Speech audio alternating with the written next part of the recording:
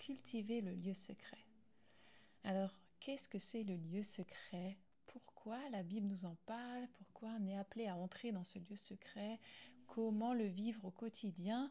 Et qu'est-ce que ça nous apporte? C'est tout ce qu'on va voir aujourd'hui dans cette vidéo.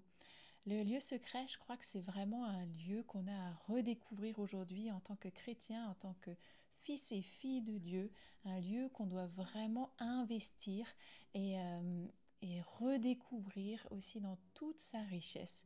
Et j'espère qu'à travers cette vidéo, je vais aussi vous encourager à y aller plus souvent et à vraiment vivre cela d'une manière toute nouvelle. Alors d'abord, qu'est-ce que c'est le lieu secret? Je crois qu'une définition toute simple, ce serait de dire c'est le lieu où Dieu et moi, on se retrouve. C'est le lieu où on se rencontre. C'est le lieu où j'entre dans la présence de Dieu.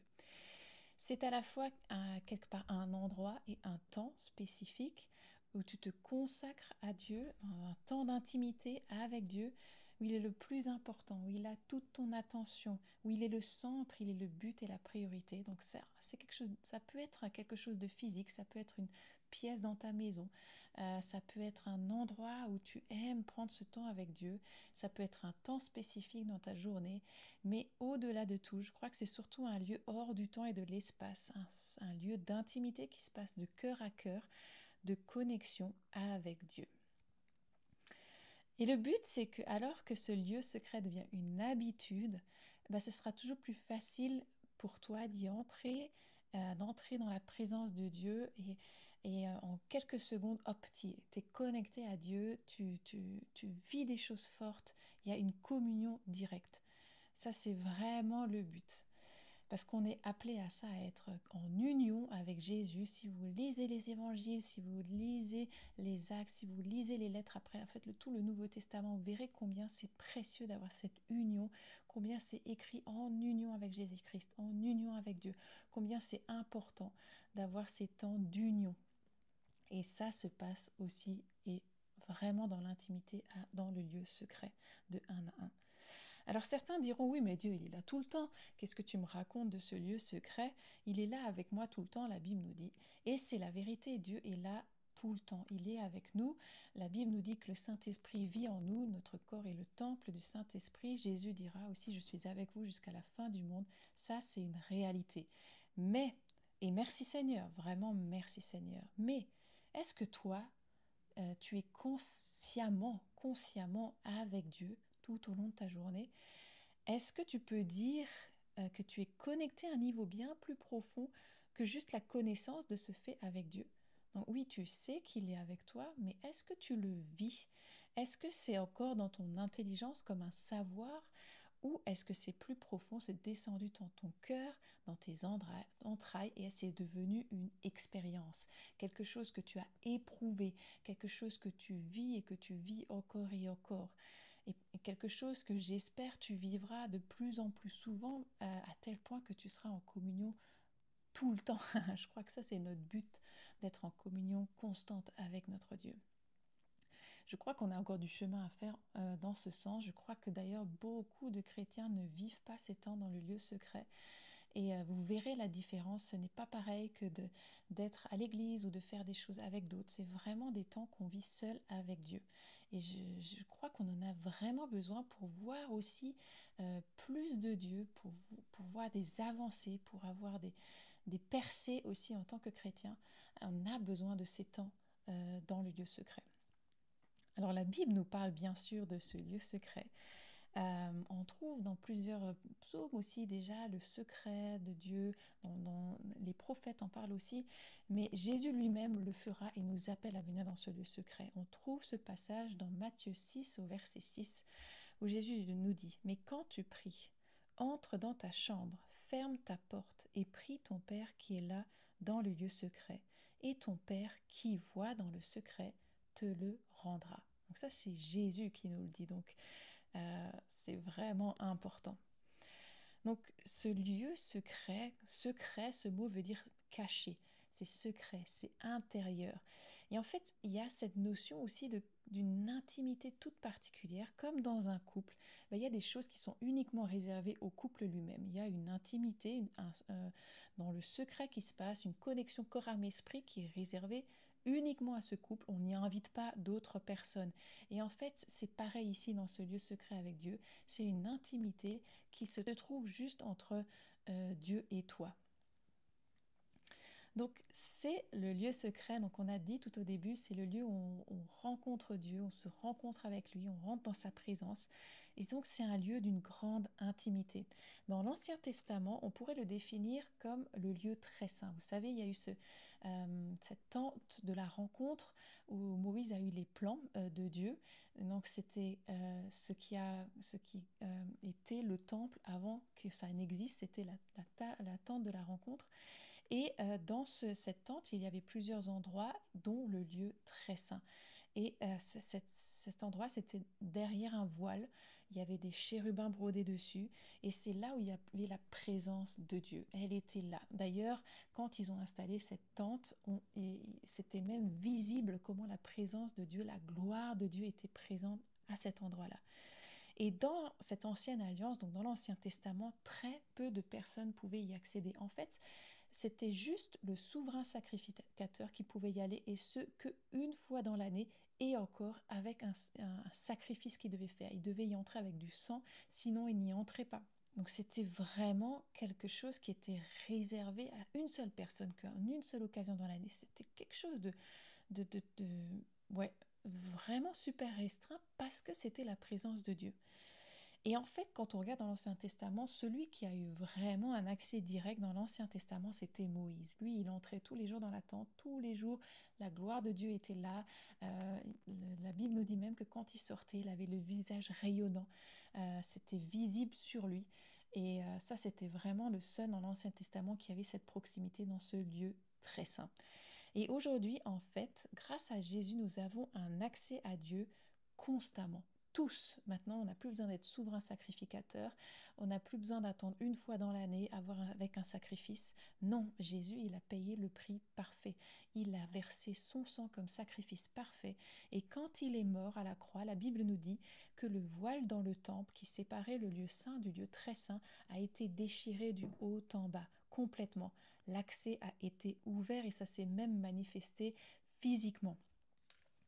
Donc c'est un privilège offert à grand prix que nous avons là d'entrer dans le lieu secret, d'entrer dans la présence de Dieu constamment. Une présence consciente que nous recherchons, pas juste se dire « oui, Dieu est avec moi ». Non, non, non, vraiment, je veux vraiment tourner tout mon cœur vers toi et réaliser que tu es avec moi et je veux venir moi dans ta présence. C'est ça, entrer dans le lieu secret. Et Jésus nous donne le ton, comment le faire. Entre dans ta chambre, ferme ta porte, prie ton Père qui est là dans le lieu secret, et ton Père qui voit dans le secret te le rendra. Et je pense que c'est vraiment quelque chose qu'on a à redécouvrir parce qu'on néglige tellement souvent ce lieu secret. Donc, on va prendre quelques points de ce lieu secret et puis on en discutera. Donc la première chose que j'ai à dire sur ce lieu secret, c'est qu'il se cultive. C'est d'ailleurs le titre de cette vidéo. Le lieu secret se cultive. C'est pas quelque chose que tu fais qu'une fois, c'est pas quelque chose que tu fais une fois de temps en temps, mais quelque chose que tu devrais faire tous les jours. Enfin, quelque chose qui devrait être une priorité pour toi. Parce qu'on ne développe pas une relation forte juste avec des rencontres rapides et espacées. Vous êtes d'accord avec moi que n'importe qui dans votre entourage ou votre mari, votre femme, si vous voulez avoir une relation forte, il faut passer du temps avec cette personne, il faut la connaître, il faut apprendre à la connaître, il faut se dévoiler, il faut faire des choses avec elle, ça fait partie. Et Dieu, il attend que ça, il veut qu'on rentre dans sa présence, il veut qu'on le connaisse. Il a payé le prix suprême pour cela en donnant son Fils. Et il nous attend. Il nous attend. Et la bonne nouvelle, c'est que Dieu, il est là. Dès que tu entres dans ta chambre, tu fermes ta porte, il est là. Il est là. Il t'attend déjà et il est trop content que tu viennes. Donc ça se cultive. C'est quelque chose, on a besoin de discipline parce que c'est pas quelque chose qu'on a l'habitude de faire. Mais la bonne nouvelle, c'est plus tu le fais, plus ça deviendra simple.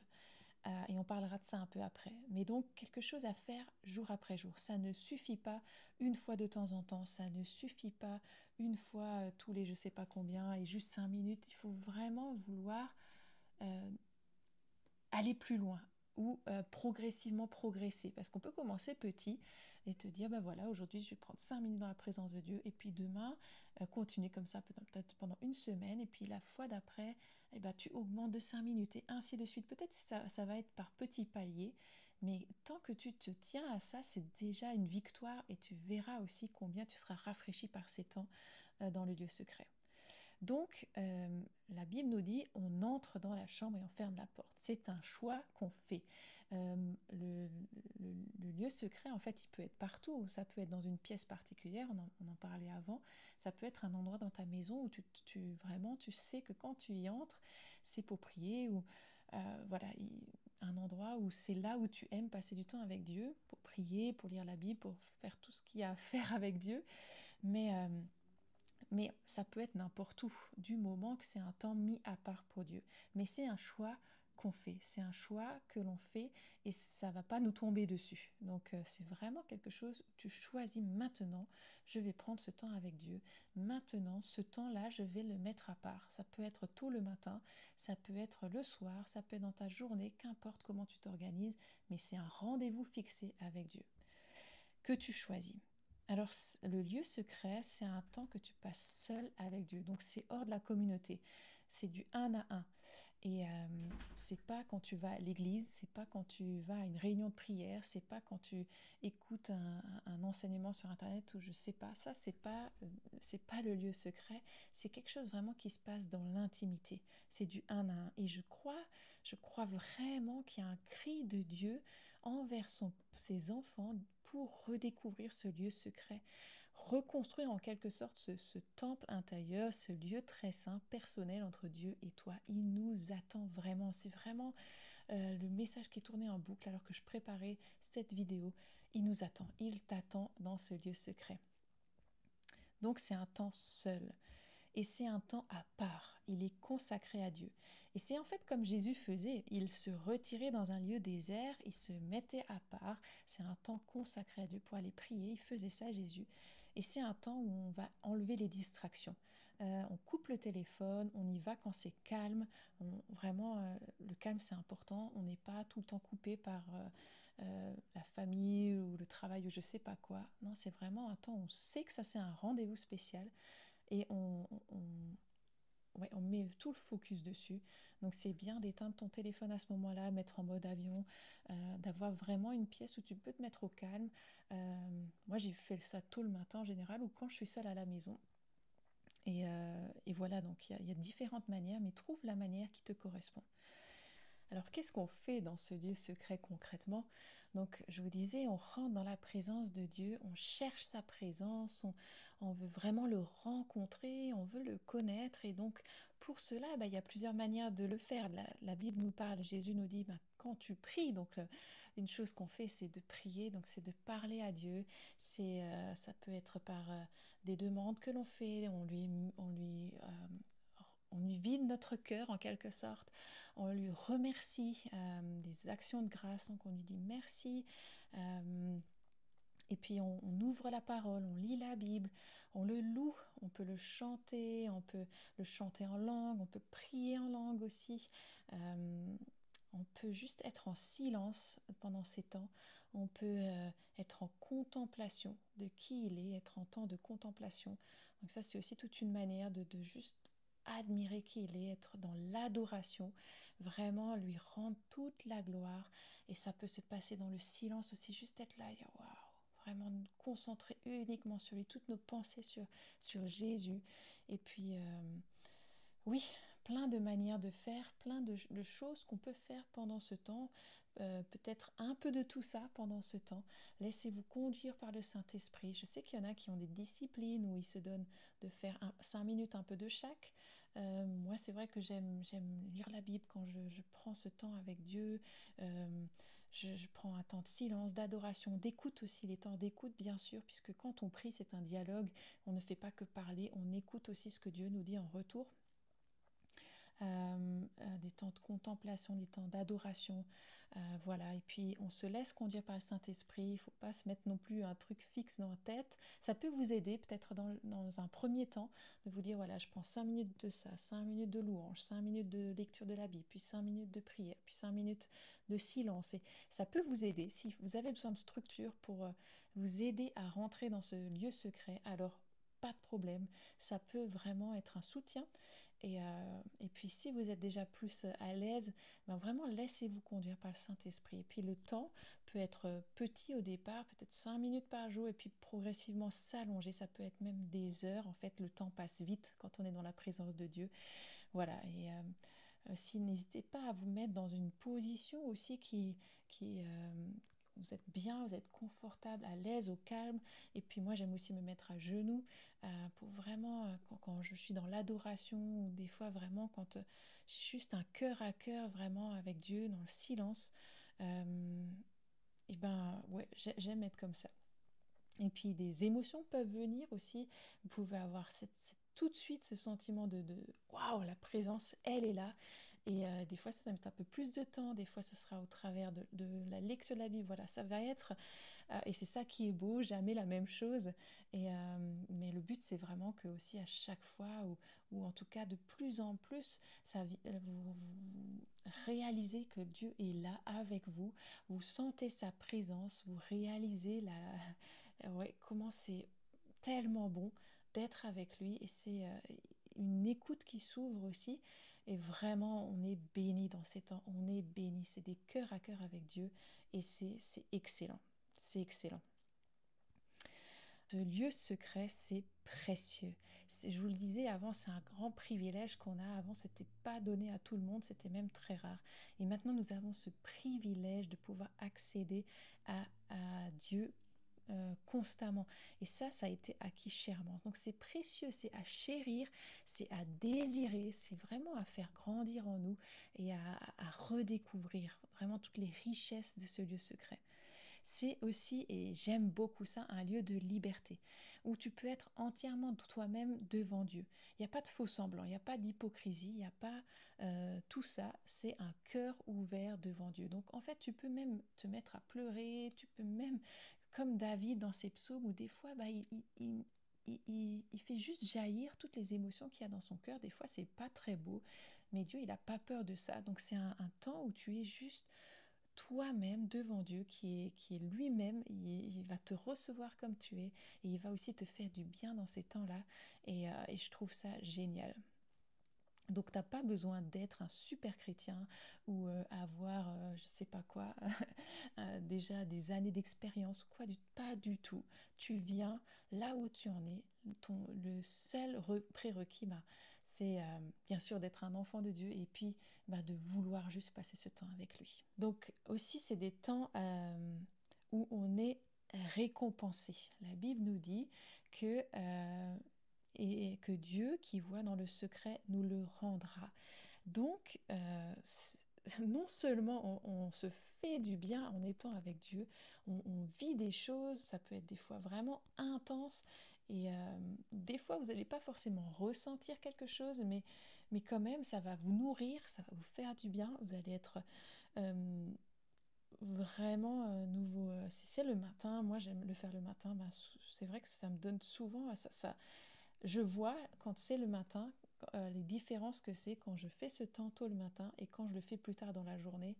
C'est pas la même chose, et je démarre bien mieux quand j'ai ce temps le matin avant que ma journée démarre. Et donc on est récompensé. Et Jésus, quand il donne ce verset dans Matthieu 6, avant, après, il parle aussi de que Dieu voit dans le secret qui récompense, et au sujet de la dîme et des offrandes et du jeûne aussi. Mais vraiment là, pour la prière, quand tu vas dans le lieu secret, euh, Jésus nous dit, Dieu nous le rendra. C'est une promesse. Donc tu peux t'attendre. Donc ce temps non seulement te fait du bien, mais en plus tu sèmes. Tu sèmes et tu vas recevoir en retour. Et ça, c'est incroyable. Et qu'est-ce que tu reçois? Alors le mot ici en grec utilisé, c'est apodidomie, qui veut dire donner, payer, acquitter, rendre, récompenser. Et c'est aussi vraiment cette intimité qu'on trouve aussi dans le devoir conjugal, dans l'intimité conjugale. Donc c'est vraiment quelque chose où on reçoit beaucoup. Il y a aussi des notions d'être délivré, d'être justifié, de produire. Enfin, c'est vraiment une grosse richesse. Et alors qu'est-ce que c'est cette récompense? Alors on est récompensé par ce qu'on vit par ce temps. Vous allez, à force que vous passez du temps avec Dieu, vous allez aussi aiguiser votre écoute, aiguiser votre discernement. Vous allez recevoir plus de révélations. Il y aura une onction plus présente de Dieu aussi sur vous. Euh, il y aura des fruits qui vont en sortir. Et des fois, ça ne va pas se voir tout de suite, mais ce qui est sûr, c'est que Dieu récompense ses temps. Et ça, c'est super. Il y a des versions qui disent même qu'il nous récompensera ouvertement. Donc ce sera visible, ce sera vu.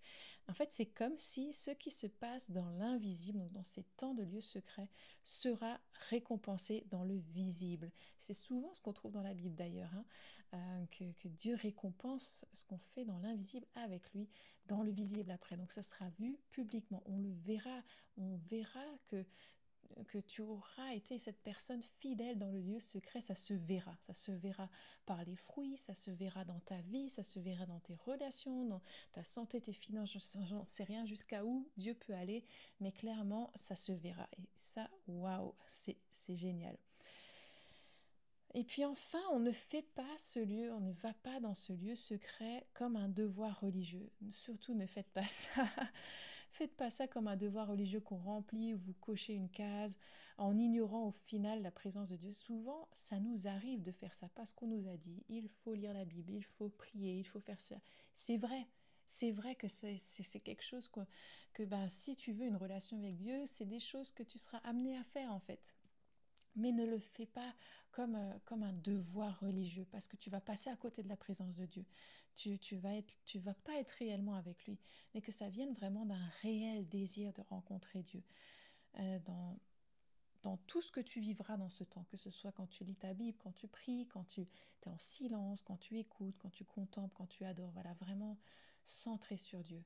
Et je peux t'assurer que si tu le fais comme ça, vraiment le regard tourné sur Dieu, avec un désir de t'approcher de lui, de mieux le connaître, de vivre ce temps avec lui, mais tu vas être béni au centuple. Et Dieu aime tellement qu'on passe du temps dans sa présence. Et ça va peut-être te demander une discipline. C'est une discipline aussi de le faire constamment, mais aussi ça va vraiment devenir quelque chose dont tu auras besoin. Ça va être quelque chose que tu désires, quelque chose que tu recherches. Tu vas aussi entendre Dieu t'attendre à cet endroit-là et te dire, mais viens là, viens maintenant dans ce temps avec moi. Moi, ça m'arrive souvent où je sens qu'il titille et qu'il m'attend, en fait, il me cherche, et ben je réponds. Et waouh, c'est toujours génial. Et vraiment, encore une fois, cette pensée qu'il est tellement joyeux. Quand tu viens à sa rencontre, il t'attend derrière la porte de ta chambre, il t'attend dans ce lieu secret et il est tellement heureux quand tu le rejoins. Est-ce que vous pouvez imaginer ça? Que le Dieu de l'univers, le créateur du monde, il se réjouit quand nous passons du temps avec lui. Et d'un autre côté, ça l'attriste quand on ne le fait pas. Il est triste parce qu'il nous aime et il veut partager cet amour avec nous. Il a tellement à nous partager, il veut tellement nous donner, et particulièrement dans ces temps. Donc vraiment, vraiment, vraiment, cultivons ce lieu secret, allez à lui, va à lui, et, euh, et vraiment, ouais, que ce soit pas une option pour nous. Jésus nous dit quand tu vas prier ton Père. Donc c'est pas une option, c'est pas si tu vas prier ton Père, c'est quand. Donc c'est nécessaire, et une soif va venir pour ça. Je vais juste finir avec ce passage aussi où David dit, pour moi, dans mon innocence, je verrai ta face dès le réveil, je me rassasierai de ton image. C'est dans le psaume 17, verset 15, que vraiment ça soit notre désir pour chaque jour, de voir la face de Dieu, de nous tenir devant lui, de nous tenir dans sa présence. Et c'est vraiment mon désir pour vous aussi aujourd'hui. J'ai juste prié encore. Ma Seigneur, merci pour le privilège d'entrer dans ce lieu secret. Merci Jésus parce que tu as payé le prix fort pour déchirer le voile, pour qu'on puisse entrer dans ce lieu secret, un lieu très saint, et être dans la présence de Dieu, le rencontrer, dans ce lieu de rencontre. Et je te prie que ce soit vraiment une soif qui grandisse en nous, de venir te rencontrer jour après jour. Que si c'est pour certains ici qui n'ont jamais fait ça, jamais vraiment pris le temps avec toi de un à un à te chercher, que ce soit vraiment quelque chose que tu places en eux et que tu montres aussi la joie que tu as de les rencontrer, de nous retrouver, de nous déverser ton amour. Seigneur, merci pour ces privilèges, ouais, vraiment, et aide-nous à développer toujours plus ces temps précieux avec toi dans le lieu secret. Merci Seigneur. Amen.